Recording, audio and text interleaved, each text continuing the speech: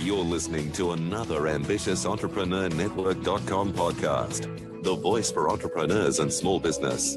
Now, onto the show.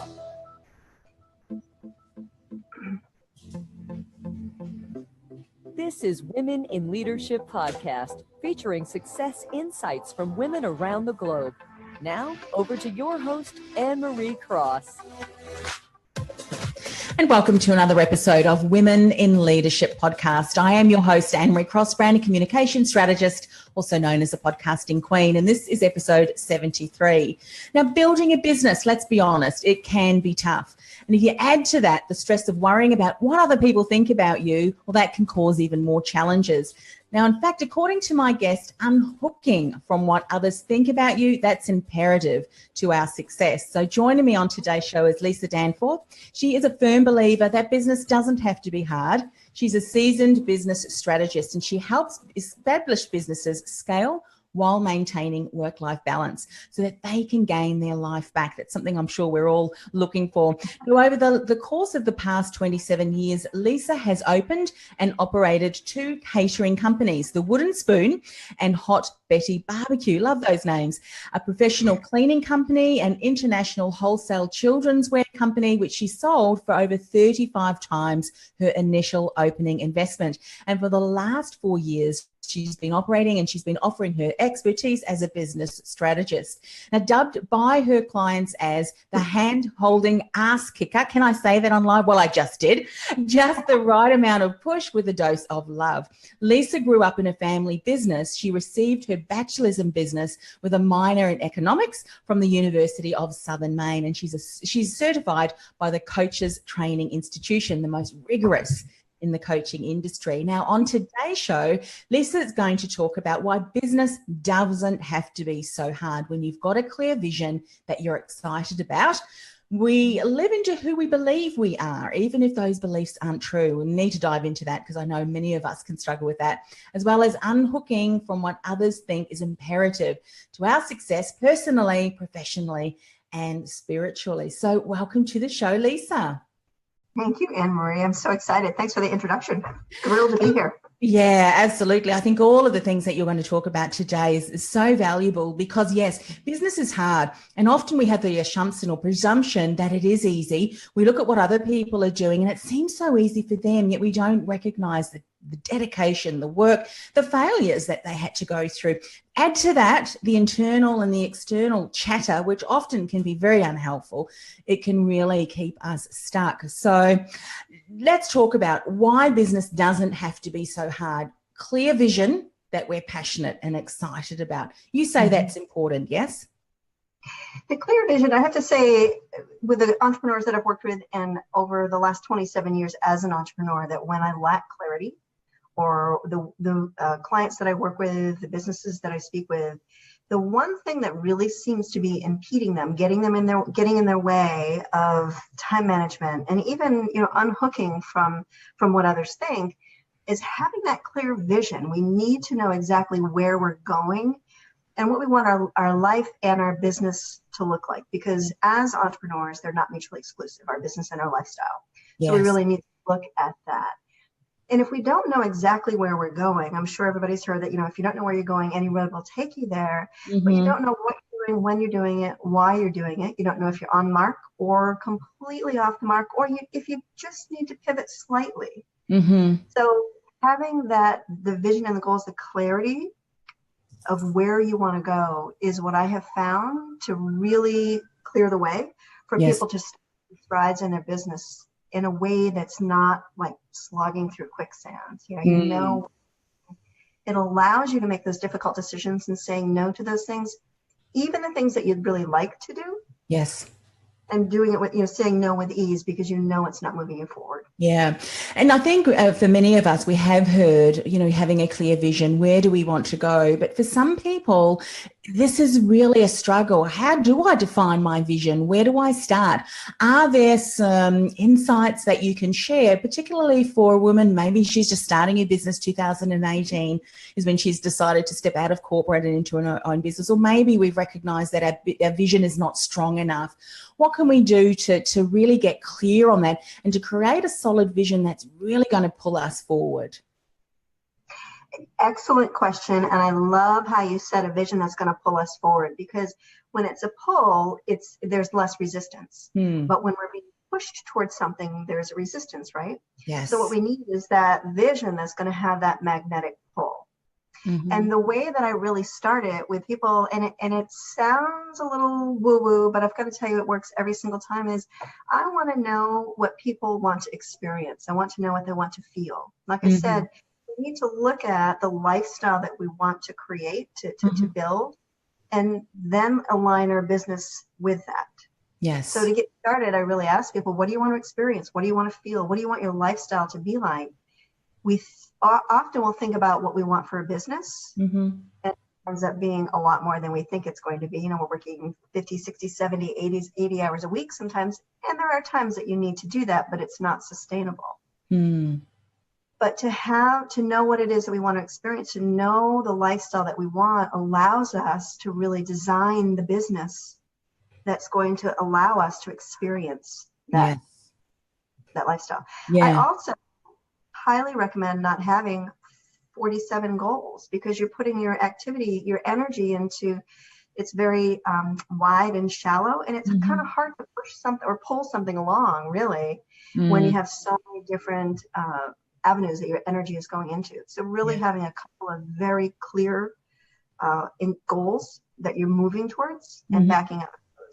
Yes, I think that's so true. And if I look at your introduction, which is very impressive of your experience, you know, you've got 2 catering companies that you opened and operated, the Wooden Spoon and the Hot Betty Barbecue, which I love. I mean, the catering industry, I would imagine, I mean, here in Australia, very, very competitive, and I'm sure where you were located as well. And I think often when we look at where am I stumbling? Where am I not generating the kind of success? Why am I not building momentum? And if we go back to our vision, and I think this is particularly true for women, I mean, men too, but I think women also, because we're very much, I mean, you say woo-woo, but we're very much aware of the emotions, how we're feeling.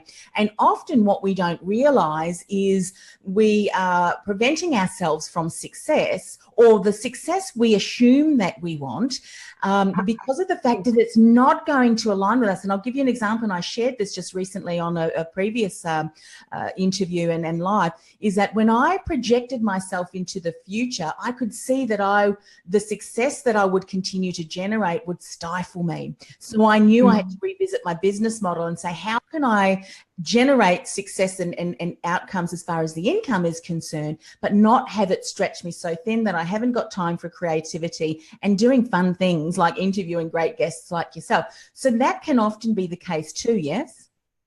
Absolutely. If who we are isn't in alignment with what we do, we will continually be struggling with making things happen, with stepping out of our comfort zone, and with doing those difficult things that, you know, having our own business is a lot of fun. Working for yourself is wonderful. I love it. Totally recommend it. But like anything in life, it's going to take some work and some effort in order to succeed at it and to move your business forward. Yes. So when we're working towards, we know specifically what it is and why we want it, and how it's going to feed us and give back to us. That really allows us to be able to make those steps. And like I said, if who we are isn't in alignment with what we do, it's really difficult to get out of your comfort zone. And we will never find our genius within our comfort zone. Yeah. So we're going to constantly be struggling, but not quite. I just did a Facebook Live on this a while ago. Like, you have 1 foot on shore and 1 foot on the boat. You need to be able to burn the boat, because if you don't believe that your efforts are going to pay off in creating the success that you want, you're never going to put that amount of effort into it. And it goes back to sort of what you said in the beginning. One of my quotes is, we live into who we believe we are, even if those beliefs are true. Yeah. So our identity drives our behavior. So if we don't believe that we're capable, if we don't believe that we're able to do it, we will never put 110% into it. So how do you make something like a business successful long-term? Yes.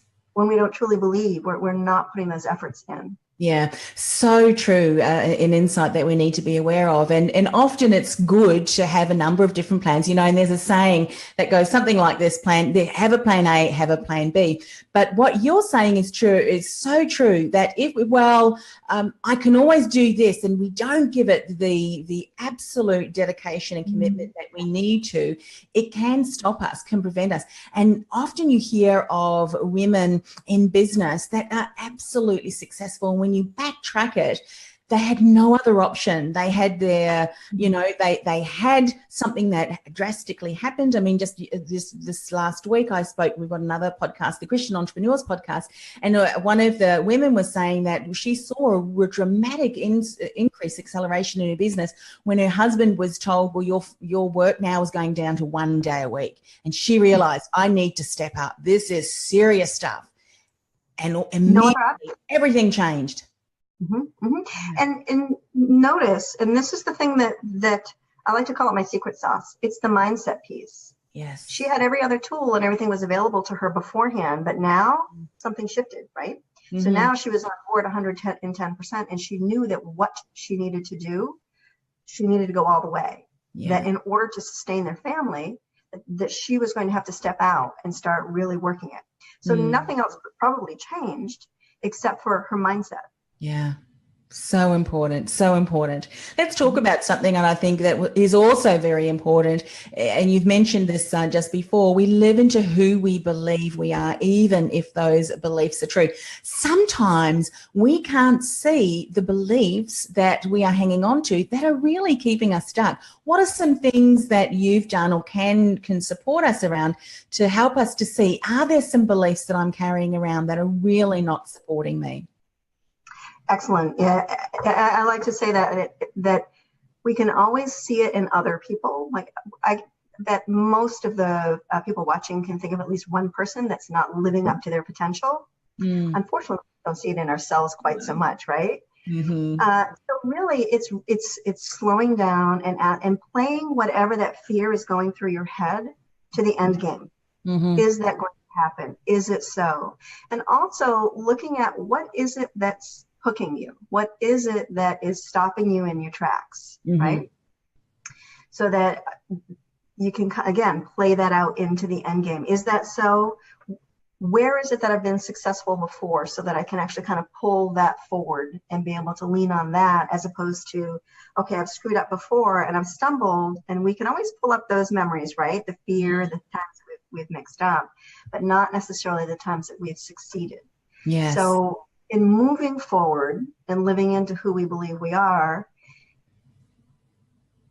there are many times that we have succeeded, but we don't acknowledge them. So to slow down and really look at the times that we've stepped out of our comfort zone, that we've pulled through, like the woman that you just talked about, who probably beforehand didn't believe that she was capable, but once she was capable, she was able to, she stepped into it. Yeah. I also think too that sometimes we can look at failure as, well, I'm not made for this, or I'm the only one that's failed. Really, and someone said this before, failures, celebrate them, because it's just indicating, you know what, that didn't work so well. And all of the amazing people we talk about, Thomas Edison and, so many others, they didn't just launch their business idea or whatever, their ingenuity, and all of a sudden that light bulb was created. I mean, 1,000 times, it might have even been more. It's not failure, is it? It's just the way that we continue to grow, and it's a part of business life, isn't it? Yeah, Thomas Edison, I think, was the one that said, I didn't have 10,000 failures. I learned 10,000 ways that it wasn't going to work. Yes. Right? Those who succeed have failed the most, period. Right? We need to, what I call, fail forward. Great. What am I going to learn from this? This didn't work. Awesome. What was it that didn't work? So then I can just take that off the plate and move forward. If what is amazing to me that I see so often is our fear of failure is the one thing is what's making us fail. That if we put that fear of failure out, we would burn the boat and we would move forward. And we would just do what it takes, right? But our fear of screwing up, our fear of failure, is what's making us sort of screw up and stay where we're at and not do the growth and not get out there. I really try to connect my clients with their mission. Our mission, our mission is so much bigger than our fear. Mm-hmm. So we need to realize that what we're trying to get out into the world is so much more important than our fear. We make it all about us. Yeah. And I really think of it as very egoic. If they're going to start a business and they're never going to fail. Yeah. And that right there, you've got to know that you're going to fail. And kudos to you. Get back up. What did you learn? Because many people don't. It's a lot easier than done. And it's very simple. But one of the things that trips us up is when something's very simple doesn't mean that it's very easy. It's very simple. The people that have had the greatest success have probably had the greatest failures as well.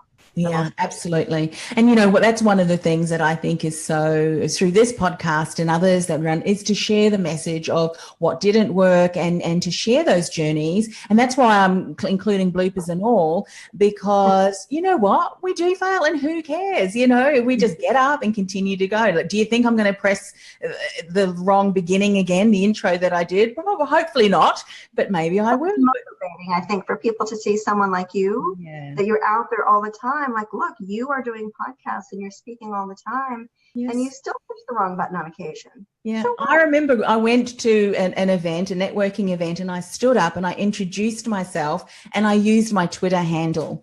And people laughed at me and thought, you know, and I said, oh, that's my Twitter handle. But you know what? It actually built rapport because I think it brings the humanity back in us. And you know what? I'm quite comfortable in laughing at myself, or even if people laugh at me, that's fine. You know what I mean? If it helps encourage them. And I think that's important. Let's share some of the stories because it can help fast track for other people as well, because they don't need to travel down the same path that you went through as well. Something I want to talk about, Lisa, which I think many women can tend to struggle with too, men too, but I think women, we've just got this down pat. You said something, we don't recognize the skills and the strengths. We often just, oh, well, anyone can do that.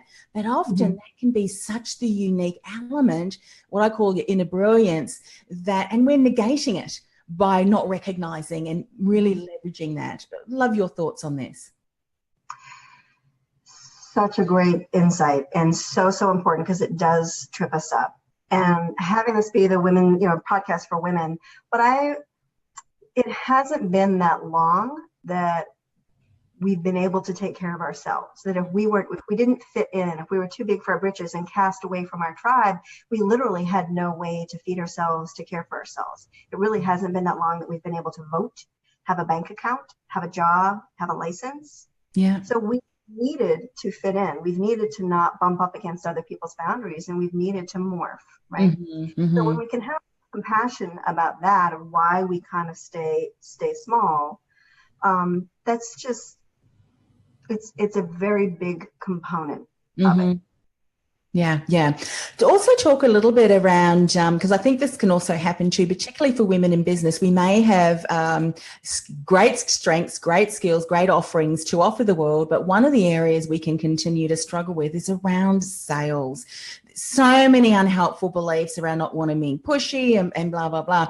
But we can have the best product or service in the world, but unless we are able to have a conversation with someone and, you know, influence them to say yes in you know, heart-centered way, we can still struggle to grow that business. Let's talk about this, because I think this can be the difference between someone accelerating their business this year and not getting comfortable around sales.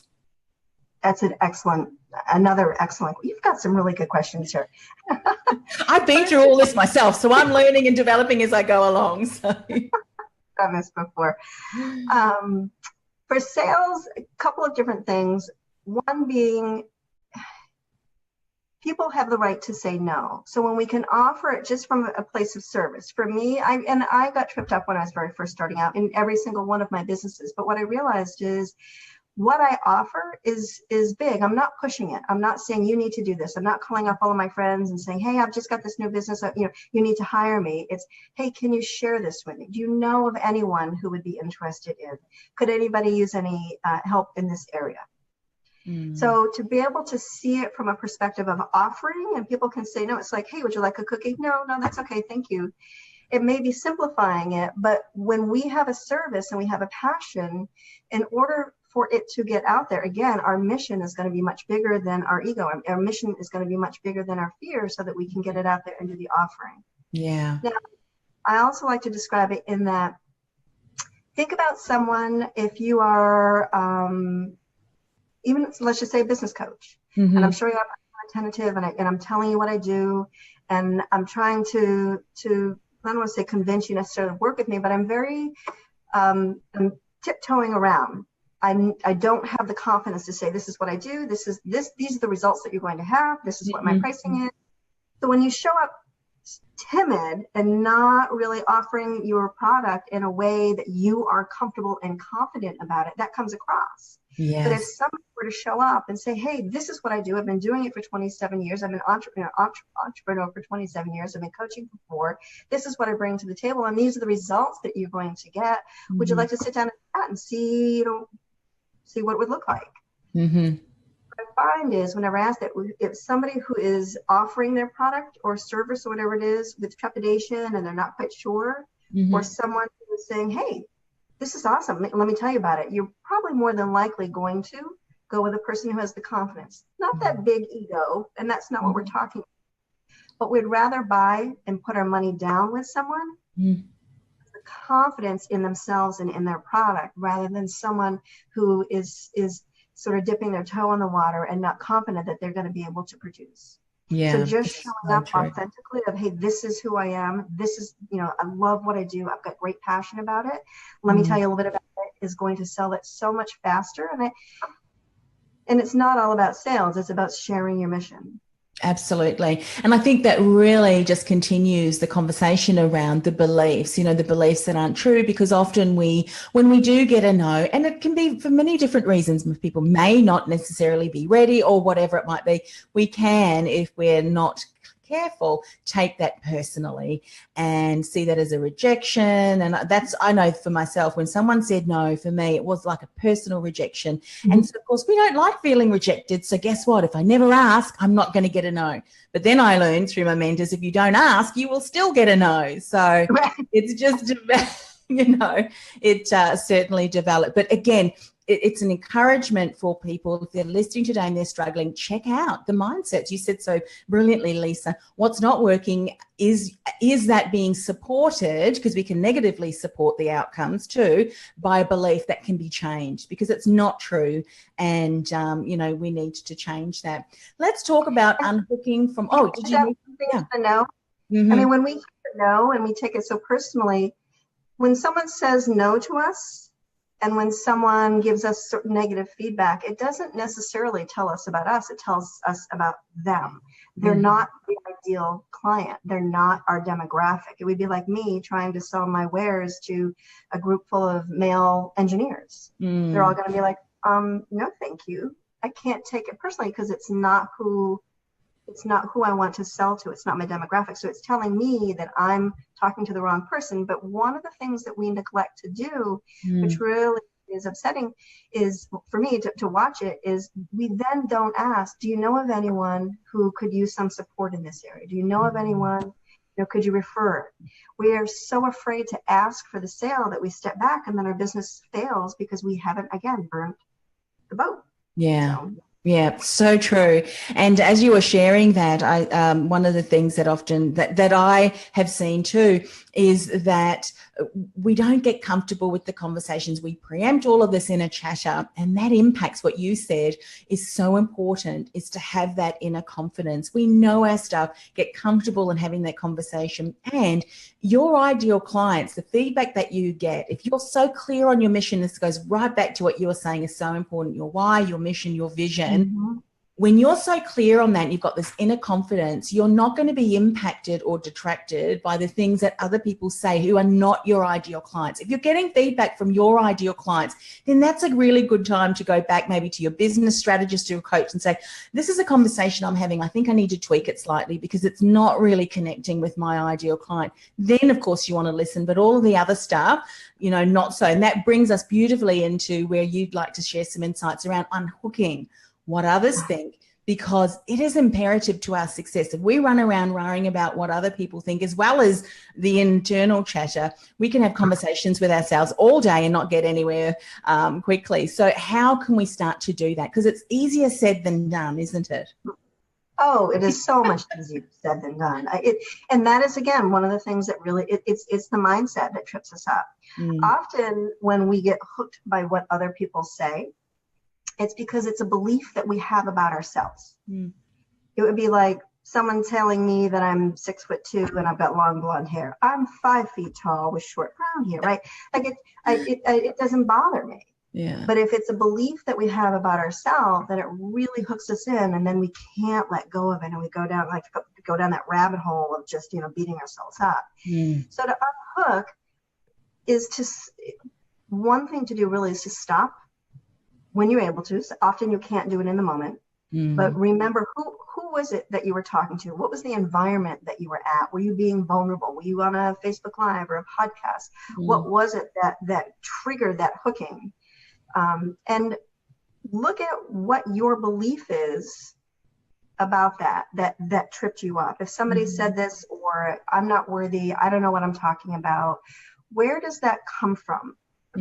What environments are you in which trigger that feeling? Because there are times that we can be very secure, and then there are times that we're putting ourselves out there and we're vulnerable and we're not quite sure, especially with new businesses. We're not particularly confident when we're first launching our businesses, and somebody might say, oh, that'll never sell, and then you just put it on the back shelf because somebody who isn't in alignment with the product or the program or whatever it is that you're selling, we just put it on the back burner because we've gotten hooked by what their belief is.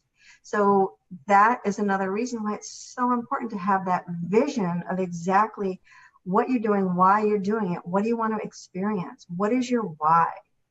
Yeah. That allows you to say, okay, I can see that this really isn't in alignment with you, and I really appreciate you letting me know that and being able to know. But looking at the triggers where you get hooked the most, and then taking some time and looking at your belief system about yourself around those triggers. Does that make sense? Oh, absolutely. And I think this in itself, I mean, the whole show that you've shared, such brilliant, but if we're not able to have conversations with people because we're constantly being triggered by what they're saying, what they're sharing, I mean, we may need to get out of that community. We may be surrounded with people who really are doing themselves no justice and certainly impacting us negatively. So that may very well be an environment we need to rid ourselves, say goodbye to.